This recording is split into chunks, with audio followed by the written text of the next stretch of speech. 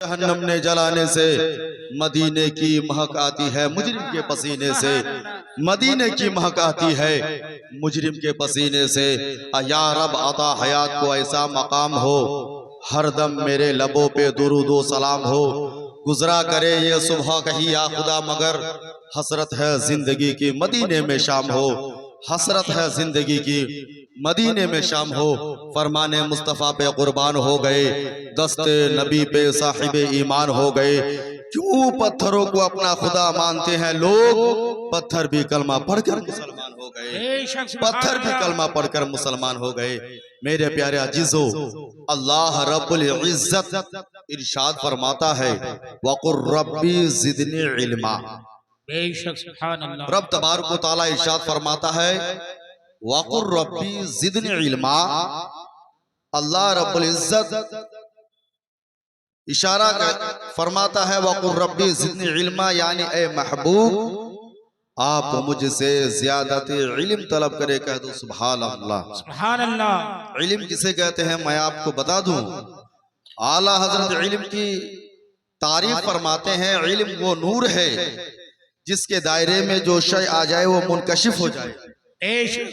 علم وہ نور ہے جس کے دائرے میں جو شے آ جائے وہ منکشف ہو جائے، یعنی اگر علم کسی کے سینے میں بس جائے تو وہ خود بھی تمام گناہوں سے پاک ہو جائے گا اور اپنے گھر والے کو، اہل و عیال کو، رشتہ داروں کو، گاؤں والے کو تمام گناہوں سے پاک کر دے گا، کہہ دو سبحان اللہ۔ بے شک سبحان اللہ۔ وہ خود بھی روشن رہے گا، ان کے ساتھ رہنے والے کو بھی روشن کر دے گا، کہہ دو سبحان اللہ۔ جی بے شک۔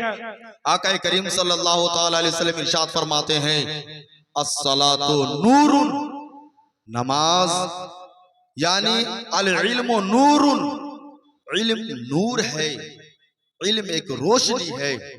حضرات یہ حدیث بیان کرنے کا مقصد یہ ہے، آج کا یہ جلسہ، یہ پروگرام بالخصوص مدرسے کے طرف سے رکھا گیا، جی مدرسے کے طرف سے، وہ مدرسہ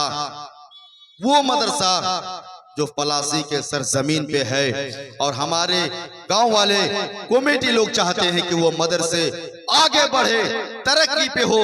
میرے پیارے عزیزو، مدرسے کے بارے میں آپ کو کیا بتاؤں اور طالب علم کے بارے میں کیا بتاؤں۔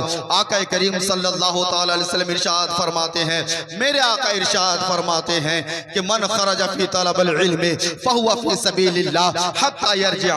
اگر کوئی انسان، کوئی بچہ اپنے گھر سے علم کے طلب کے لیے گھر سے نکلتا ہے، من خرج فی طلب العلم فہو فی سبیل اللہ، میرے آقا فرماتے ہیں بلکہ وہ اللہ کے راہ میں رہتا ہے حتی یرجع، جب تک کہ وہ واپس گھر نہ آ جائے، یعنی فارغ ہو کر گھر میں جب تک نہ آ جائے وہ اللہ کے راہ میں ہے، امتحان پڑھائی کے درمیان، اور اگر علم حاصل کرتے کرتے اس بچے کی روح نکل جائے، میرے آقا فرماتے ہیں رب تبارک و تعالی اسے بغیر حساب و کتاب جنت میں داخل کر دے گا۔ بے شک سبحان اللہ۔ کوشش کرے میرے پلاسے کے مسلمان بھائیوں، یہ زندگی ایک دن فانی ہے، آنکھ بند ہو گئی ختم کہانی ہے۔ جب تک آپ کے جسم میں جان ہے تب تک آپ سلامت ہے، آپ کی روح نکلنے کے بعد آپ کی جگہ وہی قبرستان میں جہاں حضرت آدم سے لے کر آج تک لوگ وہاں جا رہے ہیں، وہاں سے آنے والے اب کوئی نہیں ہے، وہاں جانے والے بہت ہی لوگ ہیں۔ اسی لیے کوشش کرے اپنے وہ علم ہے، کہہ دو سبحان اللہ۔ بے شک سبحان اللہ۔ اسی لیے کوشش کرے اپنے بچے کو علم دین سکھائے۔ علم دین بہت ہی قیمتی علم ہے۔ اگر آپ مر جائیں گے آپ کا بیٹا آپ کا جنازہ پڑھائے گا، آپ مر جائیں گے آپ کا بھتیجا آپ کا جنازہ پڑھائیں گے، آپ مر جائیں گے آپ کے رشتہ دار آپ کا جنازہ پڑھائیں گے۔ وہ جنازہ حضرات جس کے اذان نہ ہوتی ہے، اسی لیے کوشش کرے اپنے بچے کو علم دین سکھائے۔ ہمارا آپ کی زندگی تو چل رہی ہے مگر مکمل نہیں چلتی ہے، ہمارا آپ کی زندگی تو چلتی ہے مگر مگر جس طرح اسلام میں داخل ہونے کا حکم دیا اس طرح ہم نہیں چلاتے ہیں۔ میرے آقا فرماتے ہیں اسلام کیا چیز ہے آپ کو بخوبی معلوم ہوگا کہ آپ کے اوپر یعنی فرض کیا چیز ہے۔ نماز آپ کے اوپر فرض ہے، یعنی روزہ آپ کے اوپر فرض ہے، زکوٰۃ آپ کے اوپر فرض ہے، یعنی حج کرنا آپ کے اوپر فرض ہے۔ جو ضروری فرائض ہے ہر چیز کے ساتھ ساتھ علم دین ضروری ہے۔ آقا کریم صلی اللہ تعالی وسلم ارشاد فرماتے ہیں طلب العلم فریضۃ علی کل مسلم و مسلمات، ہر مسلمان مرد و عورت پر علم دین حاصل کرنا فرض ہے۔ کہہ دو سبحان اللہ۔ بے شک سبحان فرض اللہ۔ کتنا ہے؟ آپ جب تک معلوم ہو جائے آپ کا حلال کون سا کام ہے، آپ کے لیے حرام کون سا کام ہے، بیوی کو طلاق کس طرح دیا جاتا ہے۔ میرے پیارے عزیزو آج ہزاروں مدرسے کھلے ہیں مگر زیادہ اکثر مسائل بیوی کو طلاق دینا زیادہ جاتا ہے۔ بتائیے ہم کس طرح کے مسلمان ہیں؟ اکثر ہم لوگوں کا دل دکھاتے رہتے ہیں۔ میرے پیارے عزیزو کوشش کرے خود بھی سدھرے، بچے کو سدھارے۔ علم دین ضروری ہے۔ علم دین جس گھر میں ہوا کرتی ہے، جس گھر میں قرآن شریف پڑھتے ہیں، ہمارا آپ تو قرآن شریف طاق میں رکھ دیتے ہیں، صرف رمضان میں نکالا کرتے ہیں۔ قرآن شریف طاق میں رکھنے کی جگہ نہیں ہے، وہ ہر دن پڑھنے کی جگہ ہے۔ کوشش کرے صبح و شام قرآن کی تلاوت ہو، اپنے بچے کو علم دین سکھائے، اپنے شوہر کو ہدایت دے۔ اگر رات و دن آپ کے شوہر کسی گناہوں میں مبتلا ہو اسی کو یعنی توبہ کرنے کی صلاح دے اور اپنے شوہر کو اپنے گھر والوں کو اطمینان کے ساتھ اپنے زندگی بشر کرے۔ کہہ دو سبحان اللہ۔ میں لمبی گفتگو نہیں کروں گا، یعنی وقت بہت ہی کافی ہو رہا ہے، بس ایک حدیث بیان کر کے میں ختم کر دوں گا۔ عن عثمان بن عفان قال قال رسول اللہ صلی اللہ تعالی علیہ وسلم یشفع یوم القیامت ثلاثۃ الانبیاء ثم العلماء ثم الشہداء۔ بے شک یہ جو ہم حدیث پڑھتے ہیں یہ ادھر ادھر کتابوں نہیں لکھا ہے بلکہ آقا کریم صلی اللہ علیہ وسلم خود ارشاد فرماتے ہیں ان عثمان ابن عفان قال قال رسول اللہ صلی اللہ علیہ وسلم۔